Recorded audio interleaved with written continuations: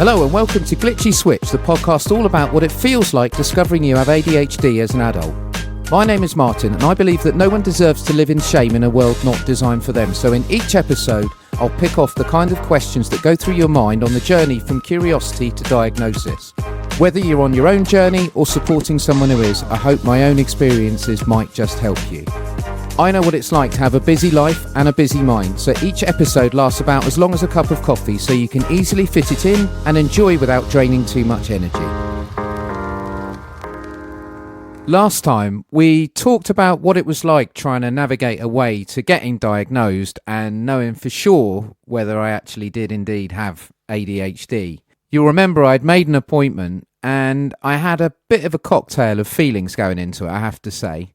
Before the session, I was sent through another load of questionnaires to fill in. One was the ASRS form that we talked about last time, which is a general screening form. They all do it. The other was a large Word document with really detailed questions about my early life, mainly what I was like at school, what my behaviour was like as a child, which was quite eye-opening. It felt very real at that particular point, I have to say. The second form is to be filled in by people that know you well. They recommend either your spouse or your parents. Now, I'm still lucky enough to have both my parents, so I sent it over to them to go through, and I was a little bit worried because thought it might be a little bit overwhelming because there was just real deep detail in it, which, I mean, I found it a little bit scary, so I was a little bit worried whether they would, but they appeared to take it all in their stride, which they always do. But they had to dig quite deep to try and remember some stuff. I mean, it's amazing some of the things they ask you to sort of dredge up. I mean, I was 45, so I'd forgotten a lot of things. So my mum and dad clearly would have forgotten a lot of things too. I don't think also, of course, where they'd ever thought of me as having something like ADHD. So it must have been a bit of a context switch for them as well. So I tried to be appreciative of the fact that this was probably a little bit of a journey for them too. When I actually had decided to go for diagnosis, I'd been relieved when I told my parents about my suspicions because their reaction wasn't at all of one of upset or disappointment, or at least not that they said to me. Actually, I think they were just relieved that I was talking to them about things because I think they sort of half suspected that I had more going on than I was letting on, which was true, to be honest, largely because I've been always worried about worrying them. I personally definitely felt like one of my barriers had come down after that sort of first discussion about it, which was in itself a bit of a relief. They had one go at filling in the form, and due to its length and complexity, we followed up with a FaceTime to go through it. The most striking thing about it was the realisation that as I'd got older and gone through secondary school in particular, there was less and less they knew about me as a person at that time. In the course of discussion, I found myself sharing with them my honest appraisal of what I was like to be around at times back then, which I think surprised them a little bit, but that felt quite cathartic to me. There were things that I'd sort of said out loud, probably for the first time to anybody really. I don't mean anything that would have got me in any trouble because I was always a particularly good student and I never had any real disciplinary bother of any consequence.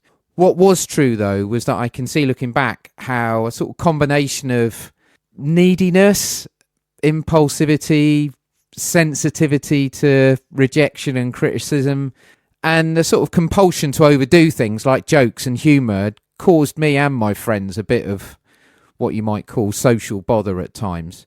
These were traits I could see now looking back that I've carried over into the early part of my career as well, though I learned to better manage them, as you have to do if you want to make a career in the corporate world that I've been in anyway.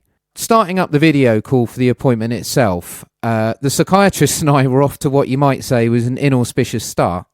I've read your questionnaire from your parents, and I don't know why you're here. So this was clearly going to be an entertaining 3 hours or so.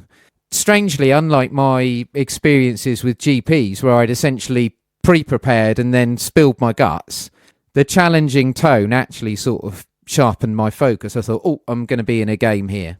The appointment itself lasted about 3 hours and essentially consisted of probing and challenging questions at me from the psychiatrist.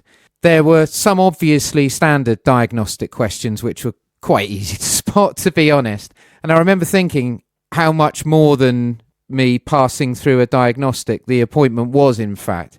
I'm not going to go through everything here, obviously, because neither of us have the time, and I can't remember all of it, and to be honest, quite a lot of it was quite personal. What I was able to do was talk about how I felt inside during those early years, and particularly when I was a teenager, as well as recently, and said a few more things out loud for the first time that I'd never sort of admitted before.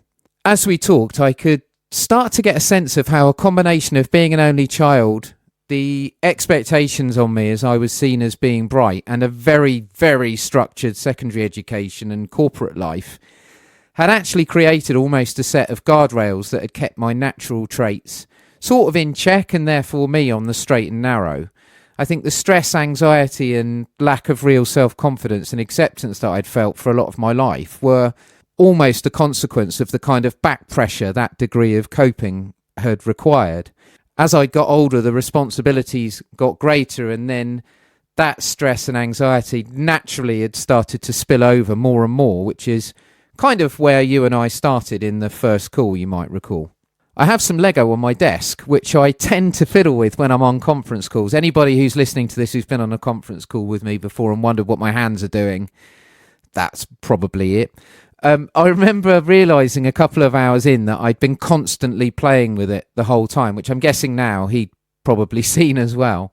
Anyway, after approaching 3 hours of this fairly intense discussion, I sensed that his note-taking was starting to dwindle and we were probably reaching a conclusion. He sat back and sort of looked at me for a moment and said, "Well, congratulations, you have a superpower." His demeanour had completely changed from rather austere and a bit scary, he's a lovely man, but I was a bit frightened for a while, to a definite softening. There was a definite thawing at that particular point. You meet the diagnostic criteria for ADHD, primary inattentive type. I say it's a superpower because that puts you in a very small percentage of people who have the combination of traits that you have. Sure, it means that you have some things you need to manage, but it means you can do things really differently to many others. And right there, with that one sentence from the psychiatrist, a single emotion hit me like a bus. Pride. Really, really intense pride and an overwhelming sense of relief that anybody who's been diagnosed with ADHD will tell you. It was like a massive jigsaw with a bit missing and then the piece being sort of slotted into place. The psychiatrist went on to explain that ADHD has 3 flavours. One that tends more towards attention challenges, another that tends more towards hyperactivity, and a combined type that has both. We did talk about things like medication, but I made it clear that at this stage, the diagnosis was enough for now, as I just wanted to see what impact the extra headspace would give me. One of the last things he said to me actually really kind of hit me for 6, actually, and it was great to hear someone else say it out loud, something that I'd always felt inside. You should thank your parents for everything they've done for you. You could have ended up somewhere really, really different without them. Now, I kind of knew this and always felt this, but it did strike me that I probably hadn't said it enough to them over the years.